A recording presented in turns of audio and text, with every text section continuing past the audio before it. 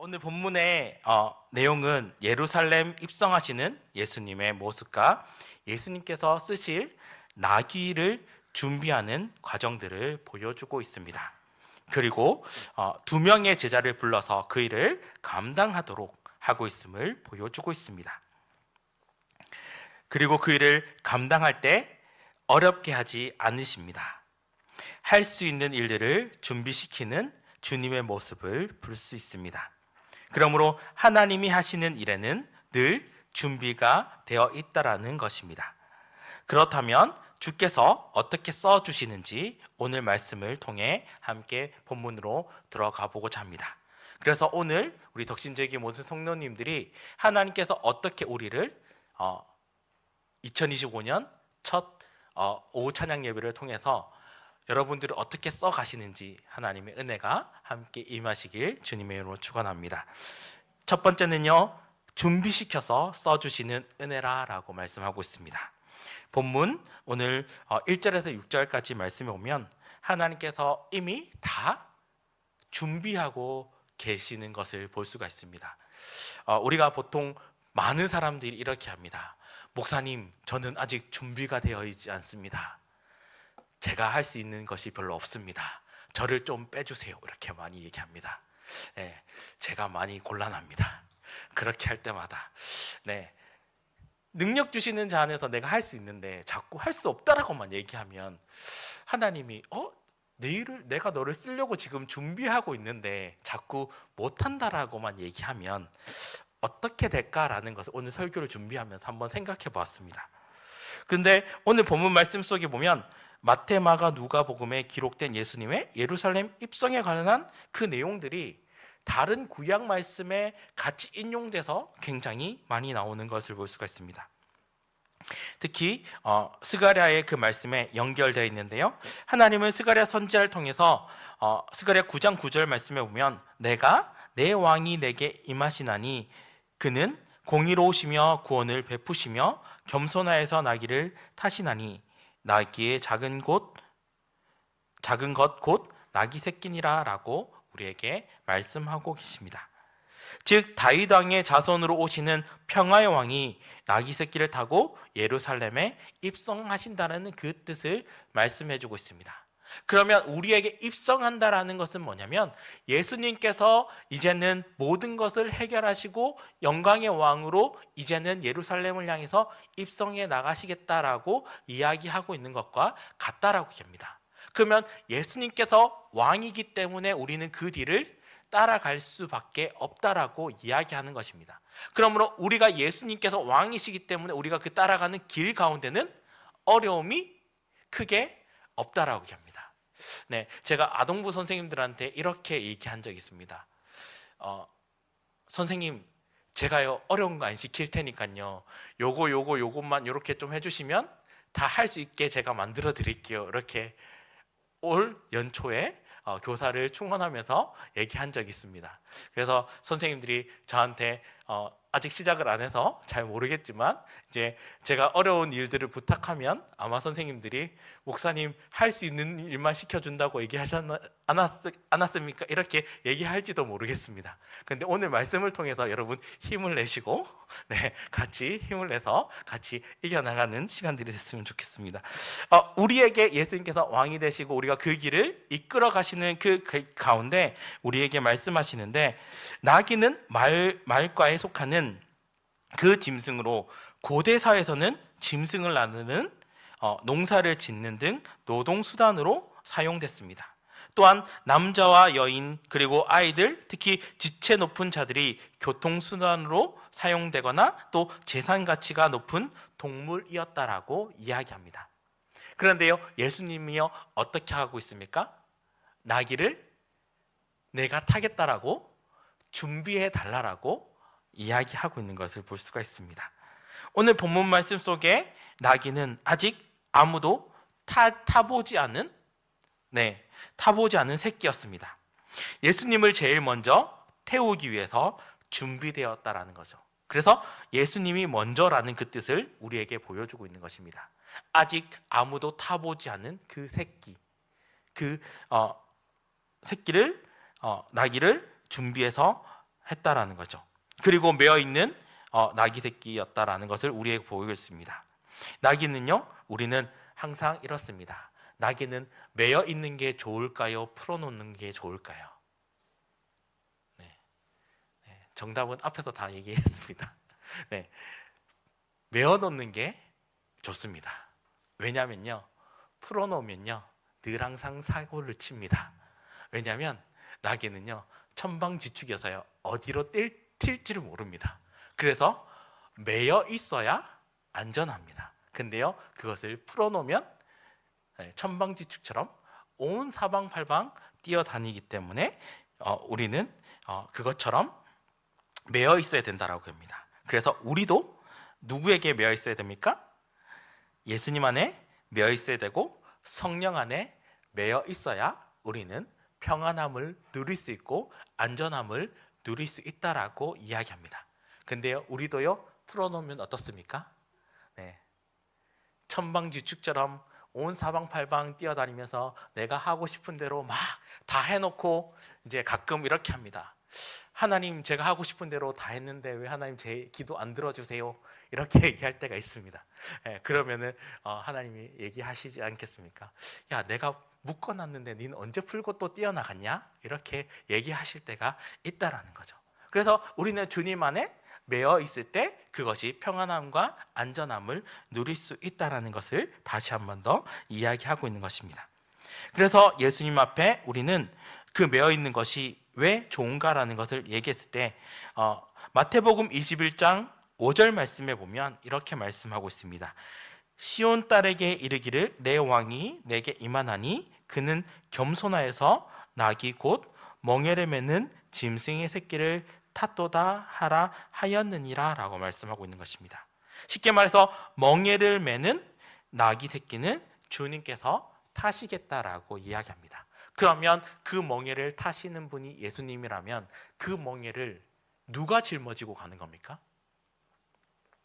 주님이 짊어지고 가시는 것입니다. 우리가 멍에를 짊어매고 가는 것이 아니라 주님께서 우리의 멍에를 짊어지고 가주시기 때문에 우리는 그 멍에에서 자유롭게 풀어질 수 있다라고 말씀하고 있는 것입니다. 나귀 새끼의 주인의 일에 충성하는 일꾼이라는 그 뜻도 우리 안에 있습니다. 근데요 오늘 본문 말씀 속에 보면 뭐라고 얘기하고 있습니까? 어린 나귀를 나귀 주인이 준비하였고 라고 말씀하고 있습니다. 그리고 주님이 쓰시게 되었다라고 말씀하고 있는 것을 볼 수가 있습니다. 그러나 그 나귀의 주인은 누가 준비하셨습니까? 하나님이 준비하셨다라는 것입니다. 왜 하나님이 준비하셨냐라고 했을 때 그 나귀의 주인은 하나님이 준비하셨고 우리가 창세기 22장에 아브라함이 이삭을 번제로 드릴 때 아브라함의 그 믿음을 보시고 시험하시고 번제물을 준비하신 것처럼 창세기 22장 13절에 아브라함이 눈을 들어 살펴본즉 한 순양이 뒤에 있는데 뿌리 수풀에 걸려 있는지라 아브라함이 가서 그 순양을 가져다가 아들을 대신하여 번제로 드렸더라 라고 말씀하고 있는 것입니다. 우리의 모든 문제와 멍에를 누가 짊어지고 계신 것입니까? 예수님께서 다 짊어지고 가신다라는 것을 이야기하고 아브라함을 통해서 그 아브라함이 이삭을 바칠 때도 하나님이 이미 미리 준비하고 계셨다라는 것을 우리에게 말씀해 주고 있는 것입니다. 그러므로 순양을 준비해서 순양을 번제로 드림으로 하나님 이미 준비하시고 우리에게 이 일을 하게 하신다는 것입니다.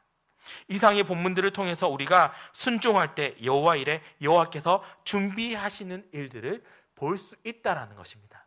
그래서 하나님이 하나님 일에게 하실 때는요 하나님이 미리 다 준비하시고 있다라는 것을 우리에게 말씀하고 있는 것입니다.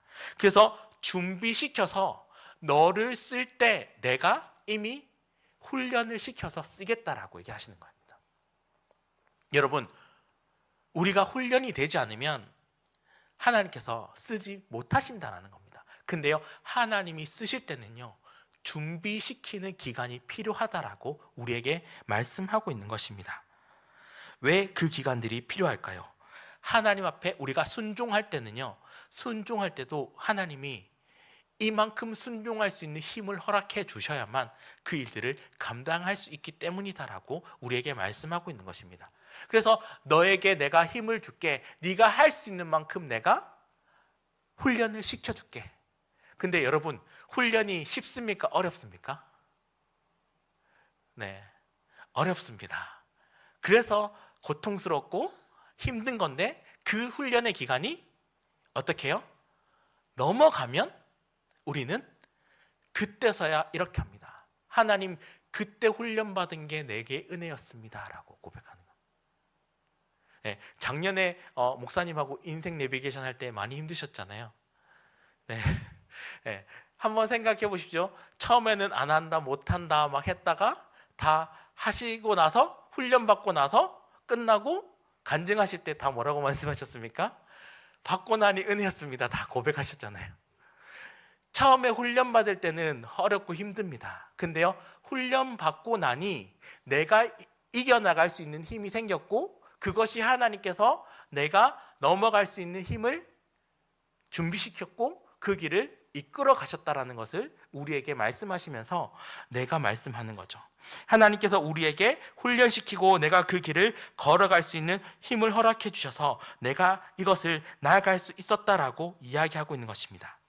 이삭의 본문들을 통해서 우리가 순종할 때 여호와께서 준비하신 일들을 바라볼 수 있는 것이고, 주님께서 준비하심으로 인해서 주님이 써주시는 은혜고 그것이 영광이 되어서 우리가 기억하며 나가는 것이다라고 말씀하고 있는 것입니다. 그래서 하나님께서 써주실 때 하나님의 은혜고 하나님께서 영광 받으시는 자리로 제가 나아갈 수 있는 것임을 다시 한 번 더 기억하며, 주님께서 써주실 때 하나님 감사합니다라고 은혜로 고백하며 나가는 덕신지역의 모든 성도님 한 분 한 분 다 되시길 주님 이름으로 축원합니다.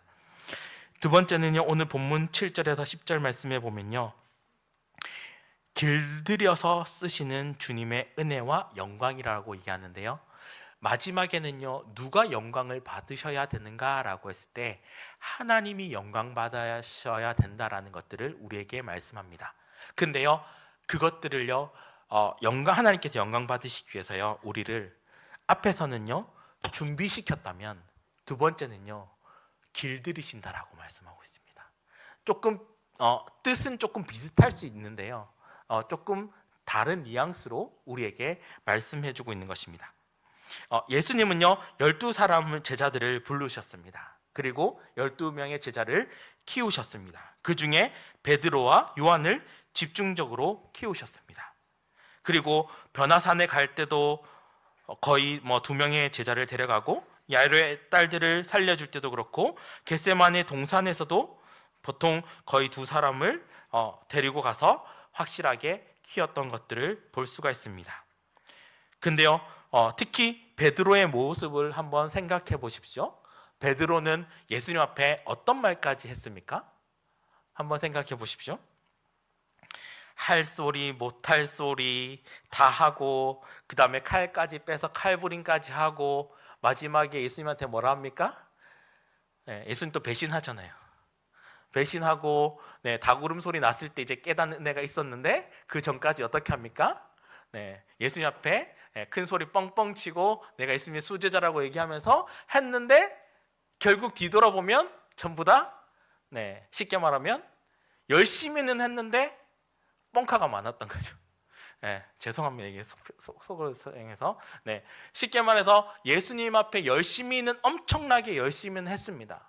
근데요, 마지막에 결론의 그 내용들을 봤을 때 예수님 앞에 배신하는 그 모습까지 나아가는 모습들을 보았습니다. 그리고 마지막에 예수님께서 네가 닭울음이 울릴 때 네가 회개하고 네가 했던 내용들을 알게 될 것이다 라고 하고, 마지막에 예수님 앞에 나가서 순교하는 그 자리까지 나갔던 베드로의 모습들을 볼 수가 있습니다. 좀처럼 베드로처럼 길들이기 힘든 사람은 아마 없었을 것이라고 생각이 되어집니다. 얼마나 예수님께서 길들일 때까지 힘들었겠습니까? 예수님께서 공생의 기간을 몇 년 하셨습니까? 3년 공생을 했습니다. 그러면 3년 동안 수제자 베드로를 길들이려면 얼마나 힘든 시간들이 거쳐야 됐을까라는 것들을 한번 생각해 보았습니다.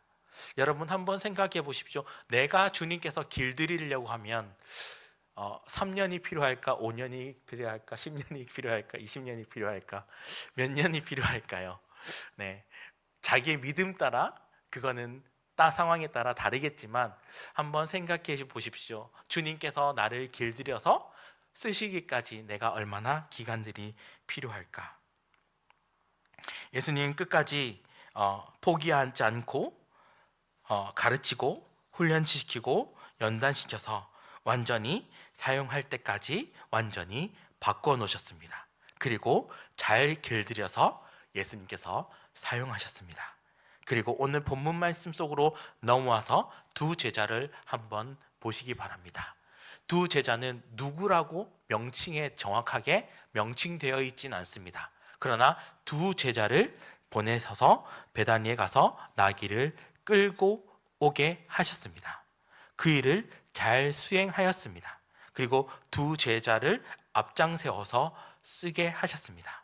마태복음 21장 6절에서 7절 말씀에 보면 오늘 본문 말씀과 거의 상등한 내용들로 이루어져 있는데요. 제자들이 가서 예수께서 명하신 대로 하여 나귀와 나귀 새끼를 끌고 와서 자기들의 겉옷과 그 위에 얹음에 예수께서 그 위에 타시니라고 말씀하고 있습니다. 이제부터 하나님의 역사가 시작됩니다. 하나님께서 제자 2명을 불러서 명령하셨습니다. 그리고 그 2명의 제자가 충실하게 수행을 했습니다. 근데요, 그 수행이 어려웠을까요? 쉬웠을까요? 본문에는요, 주인이 있다라고 얘기합니다. 그러면 주인이 있는데 그 주인의 허락을 맡아야 될까요? 안 맡아야 될까요? 네, 주인의 허락을 맡아야 끌고 갈 수 있습니다. 근데요, 주님께서 뭐라고 말씀하셨습니까?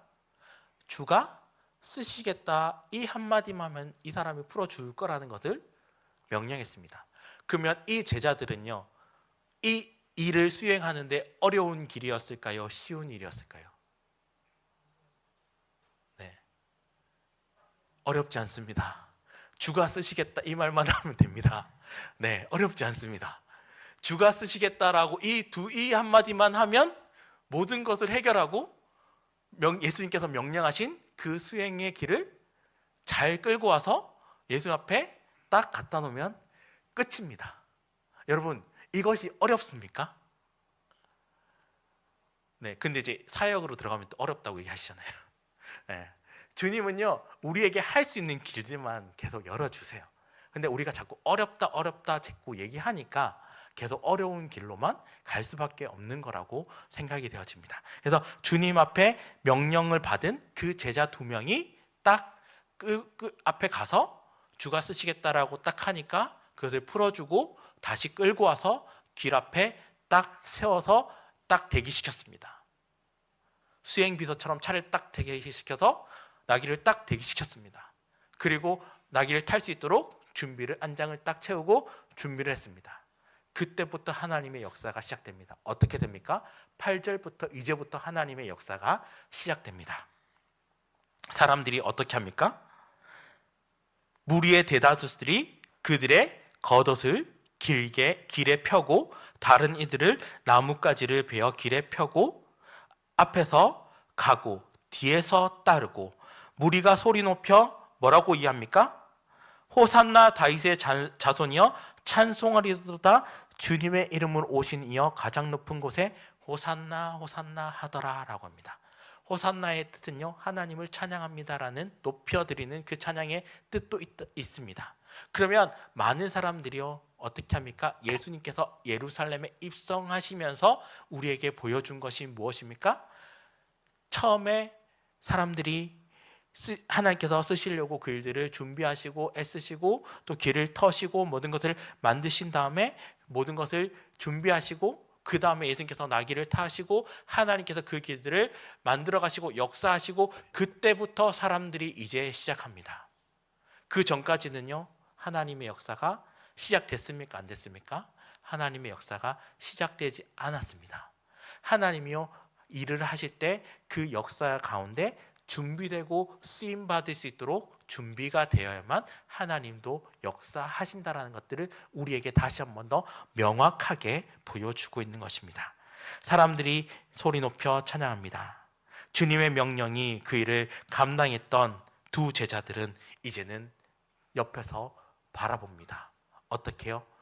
내가 주님께서 명령하신 그 명령을 수행하고 나니 나에게 큰 은혜요 큰 영광이었다라고 이야기합니다. 그리고 하나님께서 영광 받으시는 호산나 호산나 하는 그 영광의 높임을 받으시는 그 자리에 제자들이 함께 서 있었다라는 것입니다. 그러므로 우리는 그 두 명의 제자처럼 하나님께서 명령하신 그 일들을 충실하게 수행했을 때 우리에게는 역사의 길이 남는 은혜와 영광이 된다라고 이야기합니다. 그러므로 주님이 써주시는 은혜와 영광이 덕신제기 모든 성도님 한 분 한 분 다 임하시길 주님의 이름으로 축원합니다.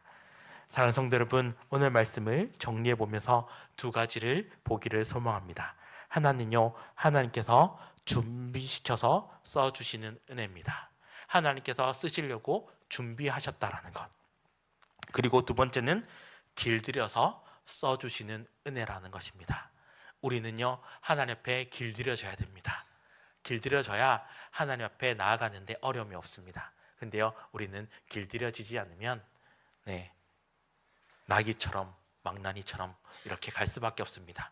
그러므로 주님께 붙들리고 성령에 붙들려서 하나님께서 우리에게 쓰시고자 하는 그 길대로 하나님 나를 사용하여 주시옵소서. 2025년 또 청직 임명을 다 받으셨잖아요. 우리에게 맡겨진 그 사명에 따라서 내가 이 일들을 잘 감당하겠습니다라고 고백하며 나가는 우리 덕신제기 모든 성도님 한 분 한 분 다 되시길 주님의 이름으로 축원합니다.